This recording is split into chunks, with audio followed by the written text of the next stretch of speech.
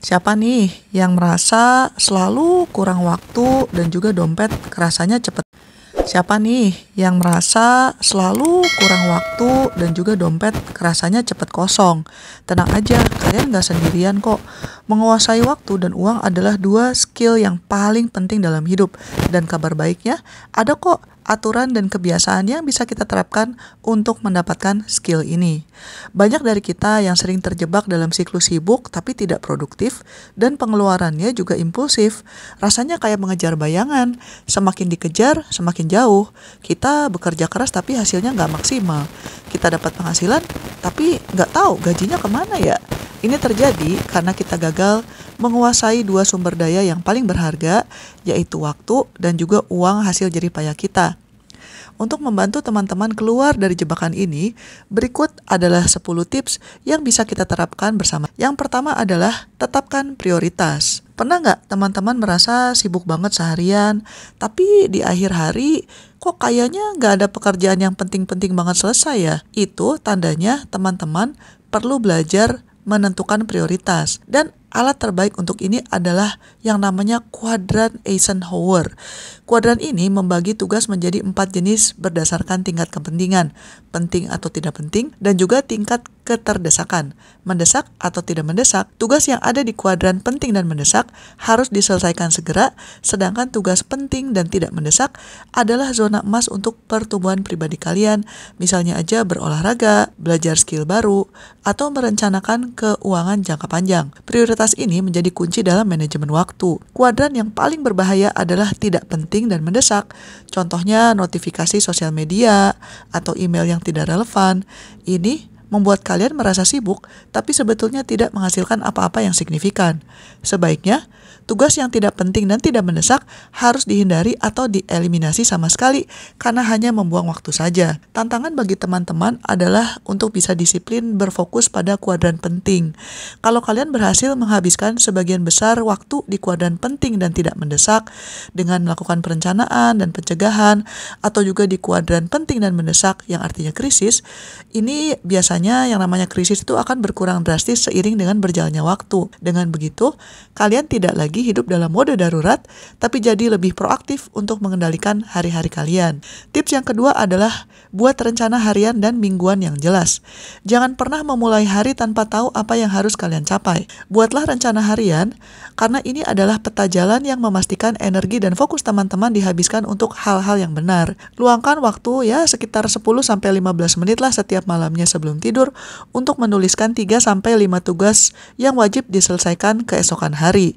Dan pastikan itu sinkron atau sejalan dengan tujuan mingguan kalian. Rencana mingguan adalah panduan yang lebih besar untuk menampung semua janji ketemuan, deadline, tugas-tugas besar yang sudah dibagi menjadi bagian-bagian kecil. Dengan memiliki rencana mingguan, teman-teman bisa melihat potensi bentrok jadwal atau periode yang terlalu padat sehingga kalian bisa menyesuaikan dari awal. Ini mencegah stres mendadak dan membuat flow kerja kalian lebih teratur. Intinya, rencana harian dan mingguan akan bisa membantu kalian melawan godaan untuk menunda pekerjaan. Soalnya, ketika kalian bangun pagi, kalian tidak lagi harus berpikir mau apa karena semua yang mau dilakukan sudah tertulis. Ini menghemat energi mental dan menghilangkan kebiasaan buruk yang biasanya muncul ketika kita merasa bingung harus mulai dari mana, tapi hasilnya adalah produktivitas yang jauh lebih tinggi. Tips yang ketiga adalah terapkan prinsip Pareto atau aturan 80-20. Prinsip Pareto mengatakan bahwa ada sekitar 80% hasil yang berasal dari 20% usaha. Dalam konteks waktu, ini berarti hanya ada segelintir tugas yang benar-benar memberikan dampak besar dalam tujuan hidup atau karir kalian. Tugas-tugas yang lain yang menghabiskan 80% waktu seringkali hanya memberikan hasil yang minim. Tugas kalian adalah mengidentifikasi 20% tugas penting ini. Misalnya, dalam pekerjaan, mungkin hanya ada 2 atau 3 proyek yang akan menentukan apakah kalian bisa naik pangkat atau tidak. Dalam keuangan, mungkin hanya 20% pengeluaran yang kalau dikurangi akan menghemat 80% total uang yang kalian sisihkan. Setelah kalian tahu termasuk yang mana nih? Fokuskan semua sumber daya kalian ke sana. Dengan berfokus pada 20% yang benar-benar penting, teman-teman akan memaksimalkan hasil tanpa harus bekerja lebih keras atau lebih lama. Ini adalah konsep kerja cerdas dan bukan kerja keras. Kalian bisa dengan sadar mendelegasikan, menunda, atau bahkan mengeliminasi 80% tugas yang tidak memberikan dampak signifikan, tapi tetap bisa mencapai tujuan utama. Tips keempat, stop menunda dengan teknik memecah belah tugas. Penundaan sering terjadi kalau suatu tugas itu terasa terlalu besar, berat, atau menakutkan, sehingga otak kalian memilih untuk menghindarinya. Teknik memecah tugas adalah solusi jitu untuk masalah ini. Tugas besar yang tadinya terlihat seperti gunung, dipecah menjadi langkah-langkah kecil yang mudah dilakukan, seperti menaiki anak tangga. Contoh, kalau kalian mesti menulis laporan setebal 50 halaman, daripada menulisnya sebagai menyelesaikan laporan, pecah aja jadi langkah-langkah yang bisa dikendalikan. Misalnya langkah pertama, buat outline 1 jam. Langkah kedua, cari data bab 1 selama 2 jam. Langkah 3, tulis pengantar selama 30 menit, dan seterusnya. Ketika tugasnya kecil, otak kalian tidak merasa terbebani, sehingga lebih mudah untuk segera memulai.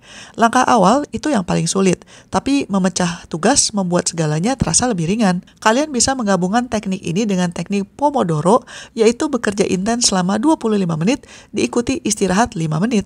Dengan fokus penuh pada tugas yang mesti kalian lakukan selama 25 menit, kalian bisa terkejut loh melihat seberapa banyak yang bisa kalian selesaikan. Menghilangkan rasa takut pada tugas besar adalah kunci untuk memenangkan pertarungan melawan penundaan, dan memecah tugas adalah senjata rahasianya. Tips yang kelima adalah audit waktu secara berkala.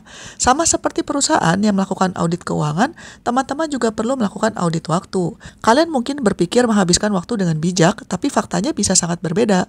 Audit waktu adalah proses melacak setiap kegiatan kalian selama beberapa hari, misalnya dalam seminggu penuh, untuk melihat kemana sebenarnya waktu kalian pergi. Cara sederhananya, coba catat setiap 30 atau 60 menit, apa sih yang kalian lakukan setelah 1 minggu? Coba dilihat lagi catatannya. Kalian mestinya akan menemukan waktu tersembunyi yang seperti buang-buang waktu. Misalnya aja terlalu lama scrolling sosial media, atau browsing yang tidak perlu, atau rapat yang sebenarnya tidak produktif. Kalian mungkin akan terkejut melihat betapa banyak waktu yang terbuang sia-sia untuk kegiatan yang tidak mendukung tujuan akhir kalian. Setelah kalian menemukan pemborosan waktu ini, saatnya melakukan penyesuaian. Ini adalah kesempatan kalian untuk mengeliminasi kegiatan yang tidak penting atau membatasi durasinya. Misalnya, kalau kalian biasa menghabiskan 2 jam sehari untuk main sosial media, coba batasi jadi 30 menit. Kalian tidak akan bisa mengelola apa yang tidak kalian ukur, tapi dengan melakukan audit waktu, kalian bisa mendapatkan data konkret untuk membuat perubahan nyata. Tips yang keenam adalah membuat anggaran yang realistis. Menguasai uang dimulai dari satu langkah fundamental, yaitu membuat anggaran. Anggaran bukanlah alat untuk membatasi kebahagiaan, tapi alat untuk memberikan kebebasan dan juga kendali pada uang hasil kerja keras kalian. Tanpa anggaran, uang kalian akan habis tanpa arah, dan kalian akan selalu bertanya, uangnya kemana ya? Coba gunakan metode budgeting yang mudah. Misalnya aja aturan 50-30-20, yaitu 50% untuk kebutuhan pokok seperti tagihan, sewa, makanan, 30% untuk keinginan seperti hiburan, makan di luar, belanja, dan 20% untuk tabungan dan investasi. Kuncinya adalah harus bersikap jujur tentang berapa banyak uang yang kalian miliki dan berapa banyak yang harus kalian sisihkan untuk tujuan masa depan. Anggaran harus realistis, jangan membuat anggaran yang terlalu ketat sehingga membuat kalian sengsara, tapi juga jangan terlalu longgar sehingga tidak ada yang bisa ditabung. Tinjau kembali anggaran kalian tiap bulan dan jangan ragu menyesuaikannya. Anggaran yang baik adalah yang bekerja untuk kehidupan kalian dan bukan sebaliknya. Ini adalah fondasi utama untuk mencapai kebebasan finansial. Tips yang ketujuh adalah bedakan kebutuhan dan keinginan. Nah, ini memang salah satu tantangan terbesar di era konsumerisme seperti sekarang ya. Kebutuhan itu adalah hal yang wajib ada untuk bertahan hidup. Misalnya makan, tempat tinggal, transportasi dasar. Sementara keinginan adalah hal yang meningkatkan kualitas hidup, tapi sebetulnya tidak esensial. Misalnya gadget terbaru, kopi mahal, liburan mewah, dan sebagainya. Seringkali batas antara keduanya menjadi kabur, dan inilah yang membuat dompet kita bocor. Sebelum melakukan pembelian yang bukan kebutuhan pokok, coba terapkan aturan menunggu. Misalnya tunggu 24 jam atau bahkan tunggu 1 minggu. Jika setelah masa tunggu itu kalian masih merasa sangat membutuhkan, baru beli.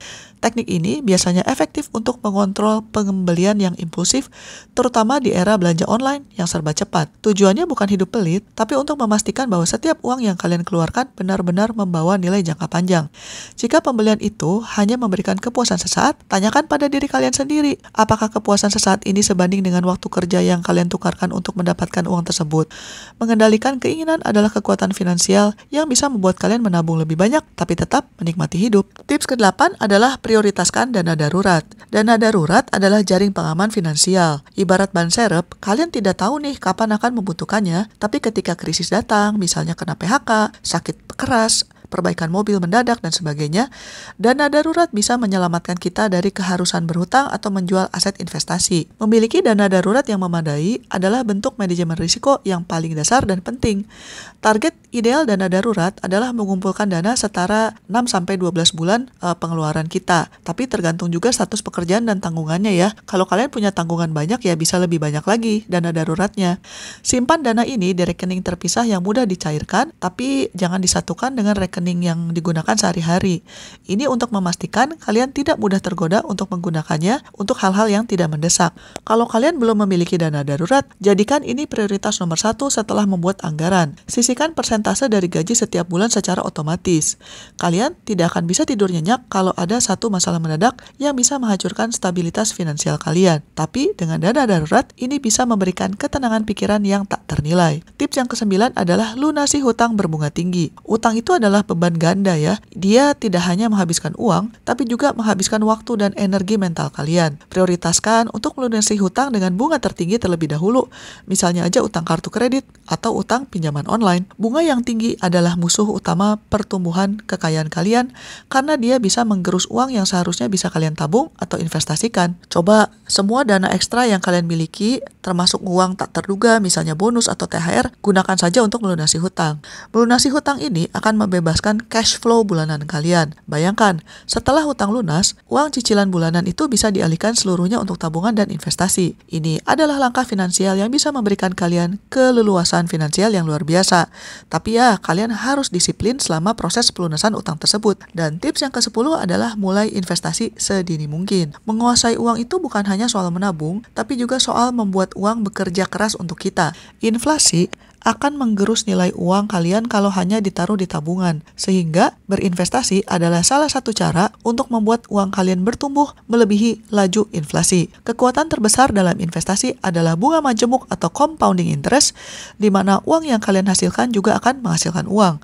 Kunci utama dalam investasi adalah waktu. Semakin mudah kalian memulai, semakin besar juga keuntungan yang bisa kalian dapatkan karena uang yang kalian punya akan punya waktu lebih lama untuk bekerja. Kalian tidak perlu modal besar kok untuk mulai investasi. Mulai aja dengan dana kecil dulu, yang penting konsisten, dan pelajari instrumen investasi yang sesuai dengan resiko profil kalian.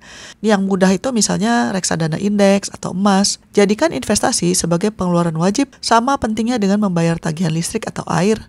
Terapkan prinsip pay yourself first, yaitu menyisihkan uang untuk investasi segera setelah gaji masuk, sebelum menggunakannya untuk pengeluaran lain. Dengan disiplin berinvestasi, kalian tidak hanya menguasai uang kalian sendiri, tapi juga kalian merancang masa depan finansial yang jauh lebih cerah untuk kalian sendiri.